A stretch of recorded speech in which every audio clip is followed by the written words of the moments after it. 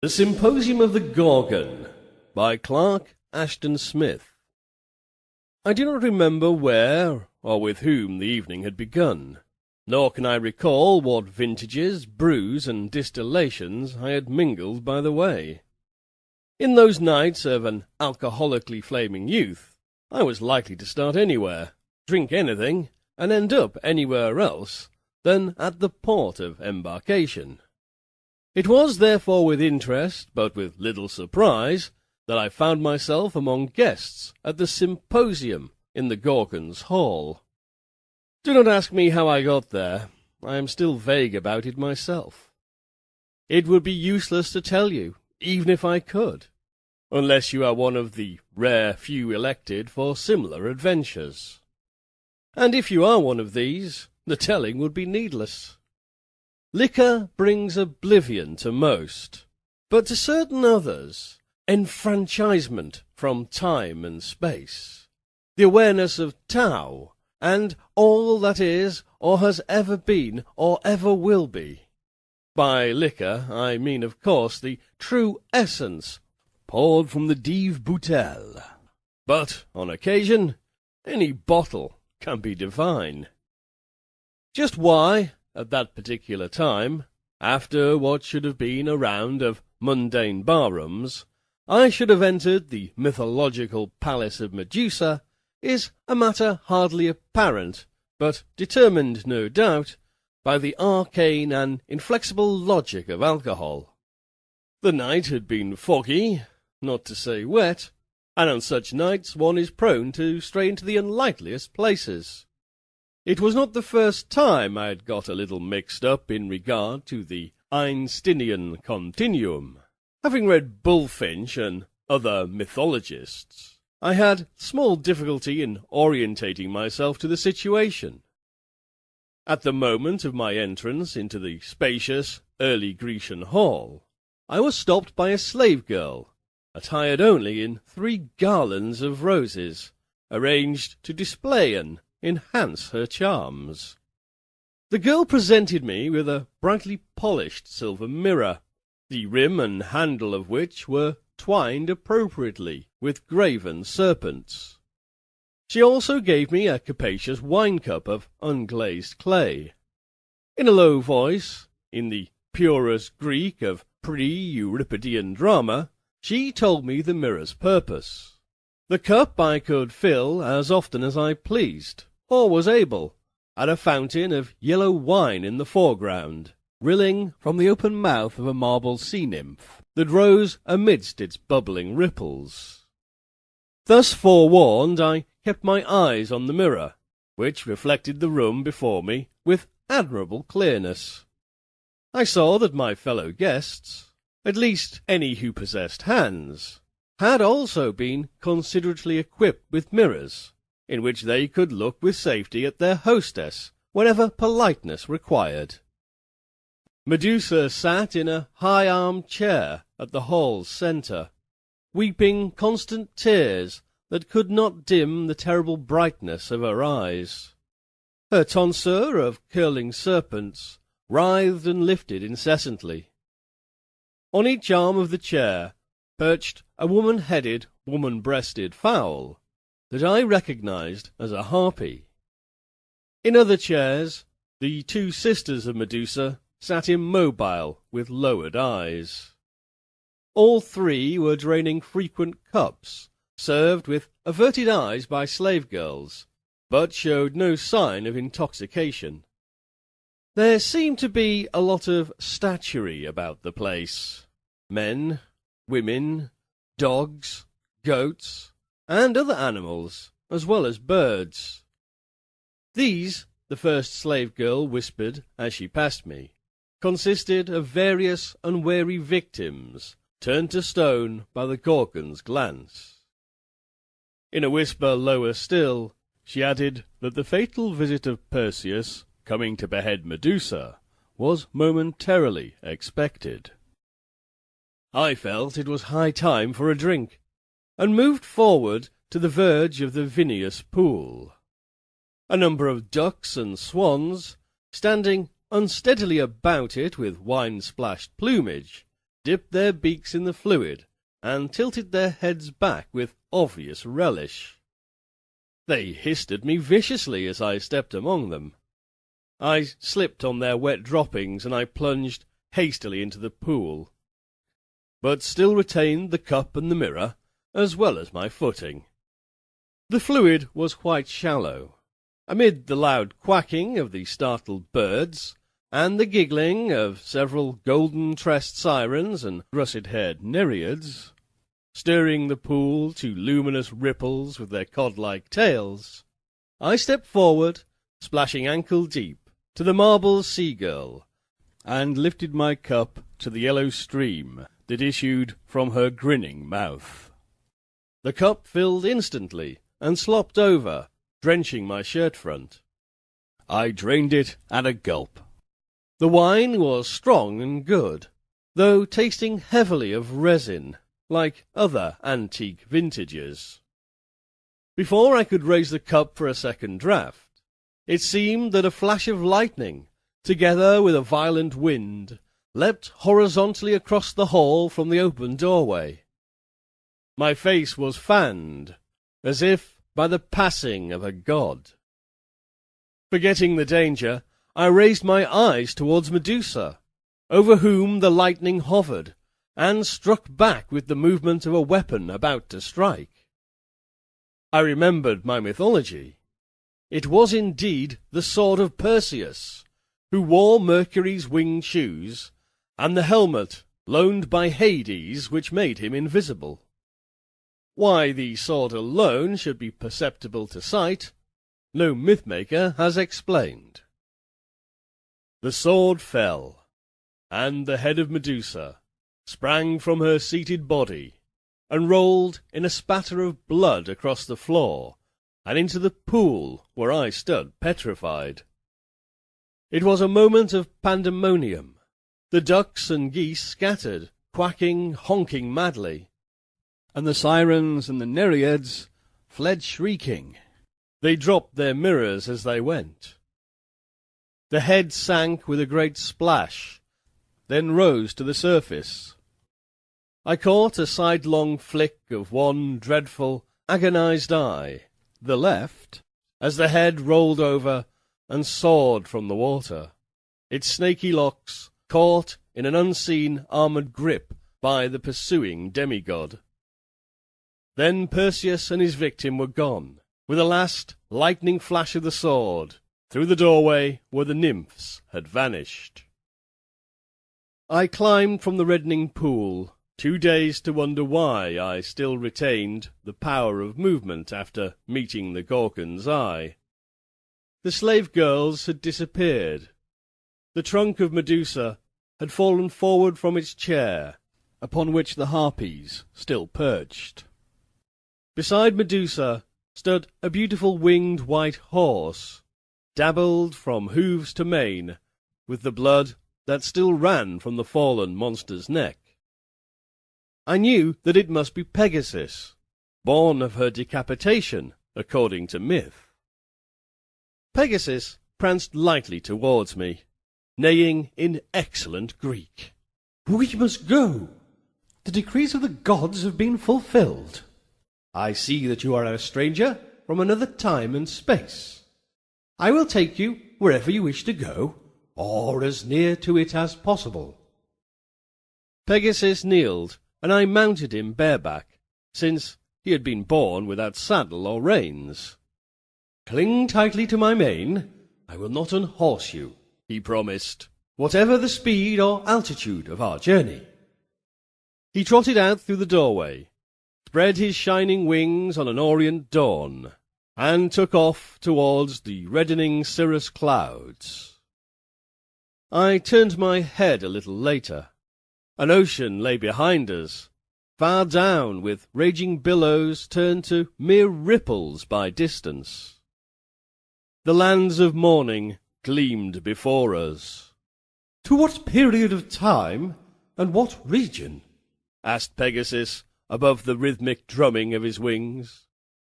"I come from a country known as America in the 20th century A.D., I replied, raising my voice to reach his ears through the thunder. Pegasus bridled and almost stopped in mid-flight. My prophetic insight forbids me to oblige you. I cannot visit the century, and in particular the country that you name. Any poets who are born there must do without me, must hoist themselves to inspiration by their own bootstraps, rather than by the steed of the muses. If I venture to land there, I will be impounded at once and my wings clipped. Later, they would sell me for horse meat. You underrate their commercial acumen, I said. They'd put you in a sideshow and charge a stiff entrance fee. You're well known in a way. Your name and picture are on sideboards at many gas stations. A synonym for speed, if nothing else. Anyway, there is little inducement for me to return. I've been trying to drink myself out of it for years and decades. Why end up, as I will sooner or later, at the highly expensive mercy of doctors, hospitals, and undertakers? You are certainly sensible. Will you indicate a place and period more to your liking? I mused a while, reviewing all I could remember of both history and geography. Well, I decided at last, some South Sea island might do, before the discovery by Captain Cook and the coming of the missionaries. Pegasus began to accelerate his flight. Day and darkness shuttled by. Sun, moon, and stars were streaks above, and the regions below were blurred by inconceivable speed, so that I could not distinguish fertile from desert, land from water. We must have circled the earth innumerable times, through the birth and death of millenniums. Gradually the speed of the winged horse decelerated. A cloudless sun became stable overhead. A Baltic subtropical sea, full of green islands, rolled softly on all sides to the horizon. Pegasus made an easy landing on the nearest island, and I slipped dizzily from his back. Good luck, he neighed. Then, stretching his wings once more, he soared towards the sun and disappeared with the suddenness of a time machine. Feeling that Pegasus had abandoned me in a rather summary fashion, I peered about at my surroundings. At first sight I had been left in an uninhabited isle, on a coral reef lined with untrodden grass and rimmed with pandanus and breadfruit trees.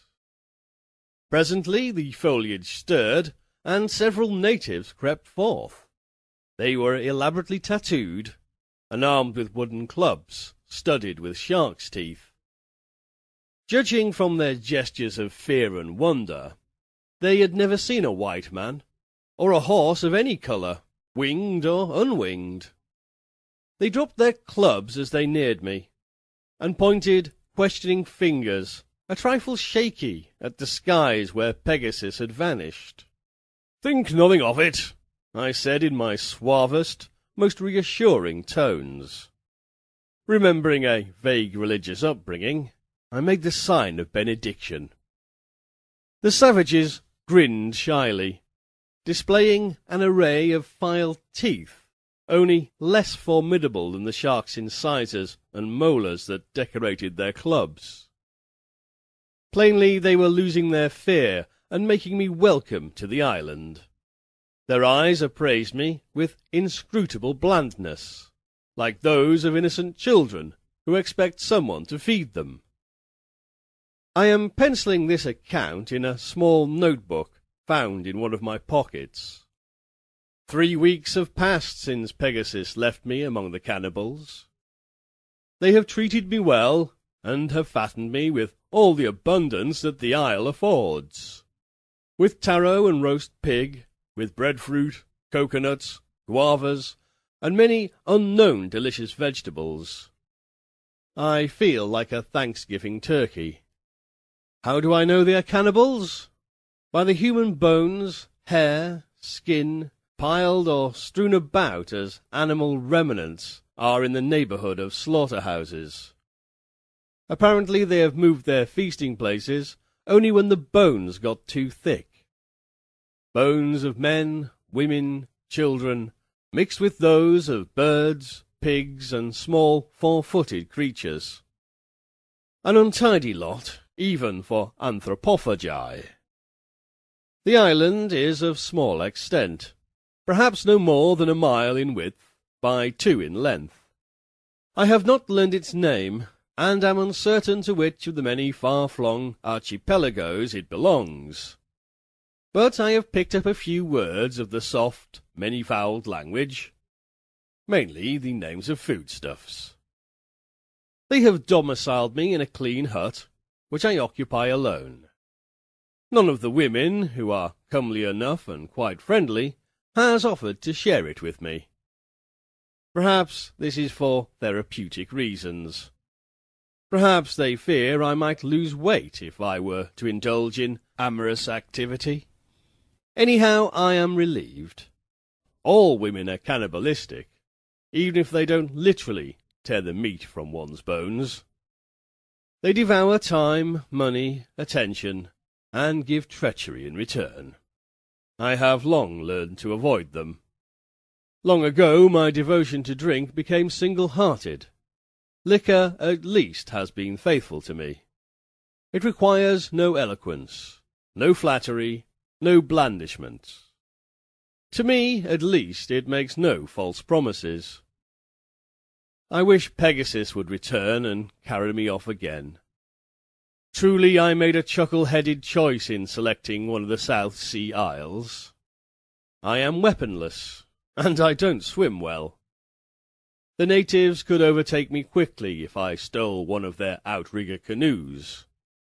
I was never much good at boating, even in my college days. Barring a miracle, I am destined to line the gizzards of these savages. The last few days they have allowed me all the palm wine I can drink. Perhaps they believe it will improve the flavour. I swig it frequently and lie on my back, staring at the bright blue skies where only parrots and seabirds pass. I cannot get drunk and delirious enough to imagine that any of them is the winged horse. And I curse them in 5 languages, in English, Greek, French, Spanish, Latin, because they cannot be mistaken for Pegasus. Perhaps, if I had plenty of high-proof Scotch and bourbon, I could walk out of this particular time plexus into something quite different, as I did from modern New York into the ancient palace of Medusa. Another entry, which I hardly expected to make. I don't know the day, the month, the year, the century. But according to these misguided islanders, and mine, it was pot day. They brought out the pot at mid-morning, a huge vessel of blackened, battered bronze, inscribed round the sides with Chinese characters. It must have been left here by some far-strayed or storm-wrecked junk. I don't like to conjecture the fate of the crew, if any survived and came ashore. Being boiled in their own cooking pot must have been a curious irony. To get back to my tale, the natives had set out huge quantities of palm wine in crude earthen vessels, and they and I were getting ginned up as fast as we could. I wanted a share of the funeral feast, even if I was slated to afford the piece de resistance. Presently there was a lot of jabbering and gesticulating. The chief, a big burly ruffian, was giving orders. A number of the natives scattered into the woods, and some returned with vessels full of spring water, which they emptied into the pot, while others piled dry grass and well-seasoned faggots around its base. The fire was started with flint and an old piece of metal, which looked like the broken-off end of a Chinese sword blade. It was probably a relic of the same junk that had brought the pot. I hoped the user had broken it, only after laying out a long file of cannibals. In a rather futile effort to raise my spirits, I began to sing the Marseillaise, and followed it with Lulu and various other bawdies. Presently the water was bubbling, and the cooks turned their attention to me. They seized me, stripped off my ragged clothes, and trussed me up adroitly, knees to chest, arms doubled at the side, with some sort of tough vegetable fibre. Then, singing what was doubtless a cannibal shanty, they picked me up and heaved me into the pot, where I landed with a splash and settled more or less upright in a sitting position. At least, I had thought they would knock me on the head beforehand, rather than boil me like a live lobster. In my natural fright and confusion, it took me some moments to realize that the water, which had seemed scalding hot, was in reality no warmer to the epidermis than my usual morning tub. In fact, it was quite agreeable. Judging by the violence with which it bubbled beneath my chin, it was not likely to grow much hotter. This anomaly of sensation puzzled me mightily. By all rights, I should be suffering agonies. Then, like a flash of lightning, I remembered the passing sidelong flick of Medusa's left eye, and the apparent lack of effect at the time. Her glance had in no way petrified me, but in some strange fashion it must have toughened my skin, which was now impervious to the normal effects of heat, and perhaps also to other phenomena. Perhaps, to cause the mythic petrification, it was necessary to sustain the regard of both the Gorgon's eyes. These things are mysteries. Anyhow, it was as if I had been given a flexible asbestos hide. But, curiously enough, my keenness of touch remained unimpaired. Through the veering smoke, I saw that the cooks were coming back, laden with baskets of vegetables. They were all getting drunker, and the chief was the drunkest.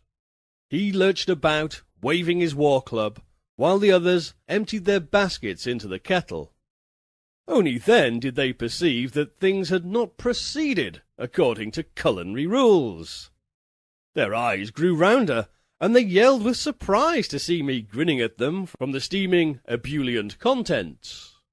One of the cooks made a pass at my throat with a stone knife, and the knife broke in the middle. Then the chief stepped forward, shouting ferociously, and hoisted his toothed war club. I ducked under water and to one side. The club descended, making a huge splash, and missed me. Judging from their outcries, some of the cooks must have been scalded by the flying water. The chief fared worse. Overbalanced by that mighty stroke, he lurched against the pot, which careened heavily, spilling much of the contents. Using my weight repeatedly against the side, I managed to overthrow the vessel, and rolled out in a torrent of water, smoke, and vegetables. The chief, yowling from what must have been third-degree burns, was trying to extricate himself from the brands and embers into which he had fallen. Limping, he got to his feet after several vain attempts, and staggered away. The other cooks and expectant feasters had already decamped. I had the field to myself. Looking around, I noticed the broken-off sword, which had been used in striking fire, and I levered myself in its direction.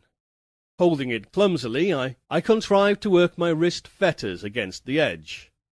The blade was still fairly sharp, and I soon had my hands free.